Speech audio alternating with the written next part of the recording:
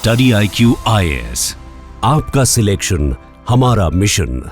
नमस्कार दोस्तों लगता है मोहम्मद यूनुस को ये बात आज के डेट में समझ में आ रही होगी कि कैसे सरकार के बाहर रहकर चीज़ों को क्रिटिसाइज करना बड़ा आसान होता है। ये कहना कि प्रोटेस्टर्स के साथ अत्याचार हो रहा है, दुर्व्यवहार हो रहा है, तो ये सारी चीज़ें कहना बड़ा आसान है, लेकिन जब आप खुद सत्ता संभालते हैं तब आपको समझ में आता है कि चीज़ें कितनी कॉम्प्लेक्स होती है। क्योंकि एग्जैक्टली जो चीज़ें मोहम्मद यूनुस पहले बोला करते थे शेख हसीना के दौरान, तो आज वही आरोप मोहम्मद यूनुस के ऊपर लग रहे हैं। और मैं आपको बता दूं, पिछले 4-5 दिनों से बांग्लादेश के अंदर बड़े स्तर पर प्रदर्शन किया जा रहा है। ये वैसा ही है जैसा आपको शेख हसीना को हटाया गया था, उसके जस्ट पहले जो सिचुएशन हुई थी, वैसा सिचुएशन अब आपको बांग्लादेश में इमर्ज होता हुआ देखने को मिलेगा, और वो भी एक कानून को लेकर। आप देख सकते हो खबर, Mohammad Yunus led government deploys paramilitary स्वात as protest over service law grips Bangladesh. तो इसको थोड़ा सा समझने की आवश्यकता है कि आखिरकार बांग्लादेश में इस समय चल क्या रहा है, प्रॉब्लम क्या है जिसकी वजह से ये प्रोटेस्ट हो रहा है, और यहां से चीजें किस दिशा में जा सकती हैं वो भी मैं आपको बताऊंगा। चलिए आगे बढ़ते हैं, लेकिन उससे पहले देखिए, सबसे पहले हम समझते हैं कि आखिरकार हुआ क्या है। अभी देखिए, एक कंट्रोवर्शियल पब्लिक सर्विस लॉ लाया गया है मोहम्मद यूनुस की गवर्नमेंट के द्वारा, और इसको लेकर बड़े स्तर पर प्रदर्शन देखने को मिल रहा है पूरे बांग्लादेश के कई हिस्से में। एंड सिचुएशन इतनी भयानक हो गई है इसकी वजह से, यूनुस को सोचिए, जो यूनुस पहले कहते थे कि सरकार आर्मी को उतारकर पुलिस के साथ जो है प्रोटेस्टर्स के ऊपर दुर्व्यवहार कर रही है, वही चीज आज के डेट में मोहम्मद यूनुस कर रहे हैं। क्योंकि उन्होंने पैरामिलिट्री फोर्सेस, स्वात यूनिट्स, एलीट बटालियंस, इन सबको उतार दिया है ताकि जो भी डेमोन्स्ट्रेशंस हो रहा है उसको सप्रेस किया जा सके। तो पहला क्वेश्चन यहां पर यही आता है कि आखिरकार लोग प्रोटेस्ट क्यों कर रहे हैं। सबसे पहले मैं आपको बता दूं, अभी रिसेंटली एक ऑर्डिनेंस लाया गया, जैसे भारत में भी आपने देखा होगा कई बार सरकार ऑर्डिनेंस लेकर आती है, तो पब्लिक सर्विस अमेंडमेंट ऑर्डिनेंस 2025 लाया गया मोहम्मद यूनुस की गवर्नमेंट के द्वारा। और इसका जो मेन मकसद था वो ये था कि जो सिविल सर्वेंट है बांग्लादेश के अंदर, जैसे भारत में जो सिविल सर्वेंट्स हैं, वैसे ही बांग्लादेश के अंदर जो सिविल सर्वेंट्स हैं उनको किसी भी प्रकार से सरकार हटा सकती है। मतलब बिना कोई जवाबदेही के, बिना कोई अदालत में जाए, सरकार को अगर लगता है कि इन कंडीशंस में रूल्स का वायलेशन हुआ है तो यहां पर उन सिविल सर्वेंट्स को हटाया जा सकता है। अब जो क्रिटिक्स हैं उनका आर्गुमेंट यह है कि ये जो कॉन्स्टिट्यूशनल प्रोटेक्शन मिला हुआ है सिविल सर्वेंट्स को, उसको एक तरह से वायलेट किया जा रहा है। यहां पर जो क्रिटिक्स हैं उनका कहना है कि यहां पर जानबूझकर जो पॉलिटिकली मोटिवेटेड टर्मिनेशंस होता है वो करने की कोशिश की जा रही है। मतलब कि यहां पर जो लॉयल पर्सन्स हैं, जो लॉयल ब्यूरोक्रेट्स हैं, जो लॉयल सिविल सर्वेंट्स हैं, सरकार के हाँ में हाँ मिलाते हैं, सिर्फ उन्हीं को जगह दी जा रही है, और बाकी जो न्यूट्रल पर्सन्स हैं, जो सही तरीके से चीज़ों को चलाना चाहते हैं, उनको सरकार हटाना चाहती है। आप समझ रहे हो ये कितना बड़ा आरोप मोहम्मद यूनुस की सरकार के ऊपर लग रहा है। अब क्वेश्चन यह है कि प्रोटेस्ट कौन कर रहा है। देखो, सबसे बड़ी मात्रा में तो जो सिविल सर्विस एम्प्लॉई हैं अलग अलग मिनिस्ट्रीज के, डिपार्टमेंट्स के, वो सड़कों पर आ चुके हैं। जो एडमिनिस्ट्रेटिव ऑफिसर्स हैं, मिड लेवल ब्यूरोक्रेट्स हैं, वो यहां पर उनको लगता है कि सरकार जानबूझकर उनकी आवाज को दबाना चाहती है। जो स्टूडेंट बॉडीज हैं और यूनियंस हैं, आपको याद होगा शेख हसीना के समय क्या हुआ था, बड़े स्तर पर स्टूडेंट्स का प्रोटेस्ट हुआ था, ऐसा बोला जाता है। तो आज के डेट में वापस से जो स्टूडेंट बॉडीज हैं, यूनियंस हैं, उन्होंने भी अपना सपोर्ट जताया है इन सिविल सर्वेंट एम्प्लॉइज को लेकर। और कहां कहां पर प्रोटेस्ट हो रहे हैं, सबसे बड़ा जो एपी सेंटर है इस समय प्रोटेस्ट का, वो है आपका बांग्लादेश की जो कैपिटल है ढाका, उसका जो सेक्रेटरीट है। जैसे भारत में भी आप देखोगे सेंट्रल गवर्नमेंट का जो सेक्रेटरीट दिल्ली में आपको देखने को मिलता है, सेंट्रल सेक्रेटरीट, वैसे ही वहां पर भी जो सेक्रेटरीट है वहां पर बड़े स्तर पर प्रोटेस्ट हो रहा है। फिर इसके अलावा बांग्लादेश के अलग अलग हिस्से में, चाहे चित्तगोंग हो, सिलहट हो गया, राजशाही हो गया, खुलना हो गया, कई जगह पर प्रोटेस्ट हो रहा है। और मैं आपको बता दूं, 24 मई से लगातार ये प्रोटेस्ट चल रहा है। डेली मार्चेस निकाले जा रहे हैं, लोग धरने पर बैठ रहे हैं, स्लोगन्स कर रहे हैं, और एक प्रकार से जो गवर्नमेंट की फंक्शनिंग है वो पैरालाइज हो गई है। मतलब इमेजिन, जो सिविल सर्वेंट्स हैं अगर वही धरने पर बैठ जाएं तो आखिरकार सरकार कैसे चलेगी। ये वही वाला हाल हो गया है। सिर्फ यही नहीं, यहां पर जो टीचर्स हैं वो भी नेशन वाइड स्ट्राइक कर रहे हैं। जो प्राइमरी स्कूल्स के टीचर्स हैं वो भी इनडेफिनेट स्ट्राइक पर बैठ गए, और उनका डिमांड है कि उनकी जो सैलरी है वो सेकेंडरी स्कूल टीचर्स जैसी की जाए। उनका यहां पर कहना है कि जो कॉन्ट्रैक्चुअल स्टाफ हैं उनको परमानेंट एम्प्लॉयमेंट का स्टेटस दिया जाए, जिसकी वजह से अगेन बांग्लादेश के अंदर जो क्लासेस हैं वो ठप पड़ गए हैं। जो पब्लिक का डिससैटिस्फैक्शन है वो लगातार बढ़ता जा रहा है। सिर्फ यही नहीं, यहां पर आपने देखा होगा कि मोहम्मद यूनुस के द्वारा एक बहुत ही कंट्रोवर्शियल डिसीजन लिया गया।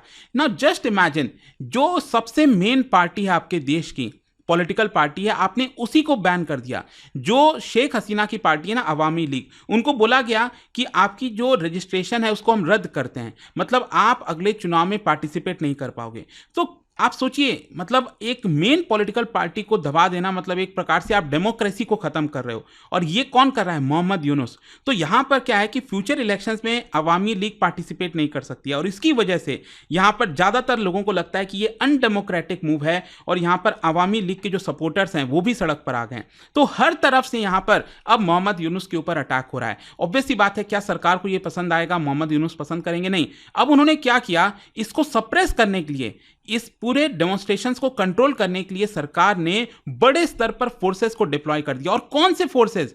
सोच के देखिए, बीजीबी, दैट इज यूजुअली जो क्राइसिस होता है उस समय इनको डिप्लॉय किया जाता है। बीजीबी वही है बॉर्डर गार्ड बांग्लादेश, जो भारत और बांग्लादेश का बॉर्डर है वहां पर तैनात रहती है, उनको डिप्लॉय किया गया है। इसके अलावा रैपिड एक्शन बटालियन, अक्सर इनके ऊपर आरोप लगता है कि ये एक्स्ट्रा जुडिशियल किलिंग्स करते हैं। फिर इसके अलावा special weapons and tactics team, जो स्वात है, जो कि क्राउड कंट्रोल करती है, काउंटर इंसर्जेंसी करती है। तो इस तरह के फोर्सेस को डिप्लॉय किया गया है। यहां पर सेक्शन 144 लगा दिया गया, 4 से ज्यादा लोग एक साथ इकट्ठा नहीं हो सकते कई जगहों पर। इसके साथ साथ इंटरनेट, मोबाइल डेटा सर्विसेज सब कुछ स्लो कर दिया गया है ताकि मोबिलाइजेशन को रोका जा सके। और फिर इसके अलावा यहां पर ढाका में, सिलहट में कई जगह पर क्लैशेस भी बताए जा रहे हैं। कई सारे जो प्रोटेस्टर्स हैं वो इंजर्ड हुए हैं because of baton charges, rubber bullet जो हैं वो फायर किए जा रहे हैं, टीयर गैस हो गया, स्टन ग्रेनेड्स हो गया, बहुत सारी जो चीजें हैं वो क्राउड के ऊपर जो है एक प्रकार से दागने की कोशिश की जा रही है। मतलब सिचुएशन काफी बदतर होते जा रही है बांग्लादेश में एक बार फिर से।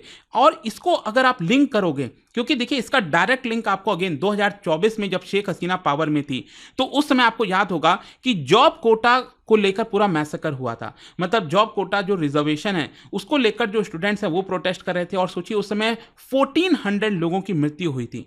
तो कुछ वैसा ही सिचुएशन वापस से पनपता जा रहा है। यहां पर जो प्रोटेस्टर्स हैं उनको लगता है कि एक प्रकार से शेख हसीना के रिजीम के समय जो चीजें चला करती थी उसी को मोहम्मद यूनुस एक तरह से आगे ले जा रहे हैं। मतलब जो पैटर्न है ना वो सिमिलर है अथॉरिटेरियन मेजर्स का, और इसीलिए जो पहले लोग सपोर्ट किया करते थे मोहम्मद यूनुस को, अब वही यहां पर अगेंस्ट में आ गए हैं और सड़कों पर उतर रहे हैं। फिर इसके अलावा और भी कई सारे प्रॉब्लम्स हैं। पॉलिटिकल और इंस्टीट्यूशनल डेडलॉक, कहने का मतलब यह है कि मोहम्मद यूनुस की सरकार चाहती है कि जो इलेक्शन है, अगला चुनाव है, वो जून 2026 में कराया जाए, लेकिन जो अपोजिशन पार्टीज हैं, सिविल सोसाइटी है, मिलिट्री है, वो चाहती है कि नहीं, दिसंबर 2025 तक कैसे जैसे करके जल्दी से इलेक्शन कराया जाए ताकि डेमोक्रेसी को जो है वापस से रीस्टोर किया जा सके। फिर इसके अलावा यहां पर मोहम्मद यूनुस ने बहुत सारे प्रॉमिस किए थे, रिफॉर्म्स की बात कही थी, फ्रीडम ऑफ प्रेस की बात कही थी, जुडिशियल इंडिपेंडेंस की बात कही थी। ये सारे रिफॉर्म्स बैक बर्नर में चले गए हैं, इसको लेकर अब कोई चर्चा ही नहीं हो रही है। यहां पर जो एक मेन ऑपोजिशन पार्टी है बीएनपी, खालिदा जिया वाली, बांग्लादेश नेशनलिस्ट पार्टी,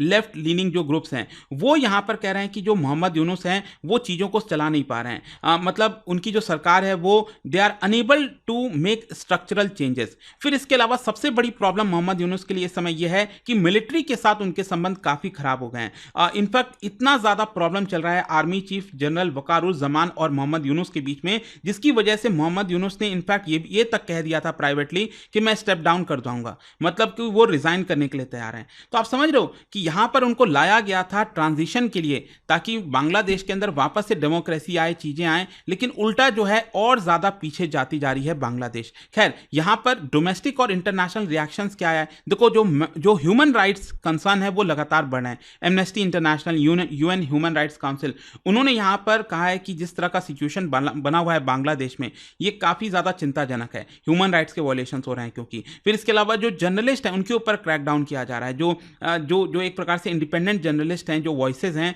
तो उनको अरेस्ट किया जा रहा है, जेल में भेजा जा रहा है। इंडिपेंडेंट जो आउटलेट्स हैं, मीडिया आउटलेट्स, उनको एक प्रकार से सर्विलेंस पर डाल दिया गया है। कई तो मीडिया आउटलेट्स को यहां पर शटडाउन करना पड़ा। इंटरनेशनल प्रेशर भी अब धीरे धीरे मोहम्मद यूनुस के ऊपर बढ़ा है। European union, US state department, उन्होंने वार्निंग दी है मोहम्मद यूनुस एडमिनिस्ट्रेशन को कि जल्दी से इलेक्शन कराइए, अदरवाइज आपकी जो फंडिंग वगैरह है, एड वगैरह है, वो हम यहां पर रोक देंगे। जहां तक भारत और चाइना का सवाल है, तो देखो अभी हम तो क्या है ना कि शांति से बैठकर देख रहे हैं, क्योंकि बहुत ज्यादा हम भी नहीं चाहते कि उनमें इंटरनल जो भी हो, क्योंकि वो अपने आप ही इतना सारा लड़ रहे हैं पिछले कुछ वर्षों में, जिसकी वजह से देखना होगा, क्योंकि भारत इन सब चीज़ों में कुछ भी हाथ नहीं डालना चाहता। हाँ, हमारे लिए कंसर्न ये है कि जो बॉर्डर का एरियाज है वहाँ से इन्फिल्ट्रेशन ना हो। इनफैक्ट अभी पुशबैक भी हमने करना स्टार्ट किया, आपने देखा ही होगा।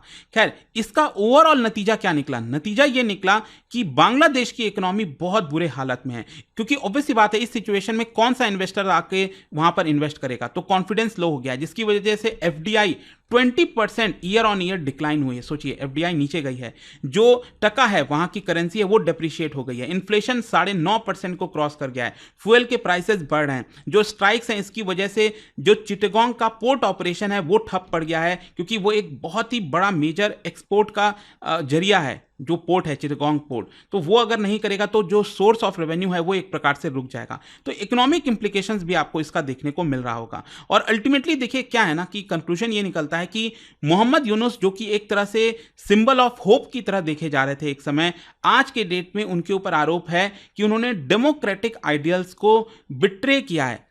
डेमोक्रेटिक जो वैल्यूज को उनको आगे बढ़ाना चाहिए था, उल्टा उन्होंने उसके ऊपर प्रहार कर दिया। उनके ऊपर आरोप यह है कि डिसेंट को वो साइडलाइन कर रहे हैं, मतलब वो उनके अंदर क्षमता नहीं है कि उनके खिलाफ अगर कोई बोले तो उसी को एक प्रकार से अरेस्ट करा देते हैं। जो टेक्नोक्रेटिक डिस्गाइज के अंडर में वो बहुत गलत चीज़ें कर रहे हैं। तो इस तरह का सिचुएशन अभी आपको बांग्लादेश के अंदर देखने को मिलेगा। बट आई होप कि अब ये जो सिचुएशन हो रही थी प्रोटेस्ट को लेकर वो आपको समझ में आ गई होगी। और जाने से पहले एक क्वेश्चन है, बहुत ही इंटरेस्टिंग क्वेश्चन है। रिसेंटली आपने देखा होगा प्रोजेक्ट कुशा, भारत का प्रोजेक्ट कुशा, ये रिसेंटली न्यूज़ में चल रहा था। क्या आप बता सकते हो कि ये क्या है इन 4 ऑप्शन में से? इसका राइट आंसर आप सब जानते हैं, मेरे इंस्टाग्राम पर तो मिलेगा ही। वहां पर अगर आप नहीं हो कोई बात नहीं, टेलीग्राम से ले सकते हैं इसका सही उत्तर। और जैसा कि आप सब जानते हैं 31 मई का स्टडी आईक्यू पर अगर आप यूपीएससी का बैच लेना चाहते हो तो एक्स्ट्रा डिस्काउंट मिल रहा है अर्ली स्टार्ट ऑफर के तहत। By using this code Ankit live you will get this discount. बस आपको यूज करना है ये कोड, और पूरा का पूरा बुक्स का सेट भी आपके घर पर भेजा जाता है, और प्रीलिम्स मेंस इंटरव्यू सब कुछ की तैयारी कराई जाती है। दोस्तों, चाहे आप यूपीएससी की तैयारी शुरू कर रहे हो या फिर प्लान बना रहे हो, मेरे पास है एक जबरदस्त अपॉर्चुनिटी, स्टडी आईक्यू का यूपीएससी फाउंडेशन कोर्स। सोचिए, एक ऐसा ऑल इन वन प्रोग्राम जहां मिलेगा आपको सॉलिड तैयारी, 1000+ आवर्स की लाइव क्लासेस टॉप एजुकेटर्स के साथ, personalised mentorship, hand written notes और पीआरपी एमआरपी जैसे फोकस्ड रिवीजन मॉड्यूल्स। स्कॉलरशिप भी हैं दोस्तों।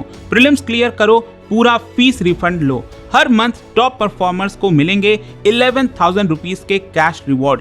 इकोनॉमिकली वीकर स्टूडेंट्स के लिए है उड़ान स्कॉलरशिप, ताकि पैसा कभी रुकावट ना बने। गोल्ड, प्लैटिनम या डायमंड, जो प्लान आपके लिए बेस्ट हो उसे चूज कीजिए।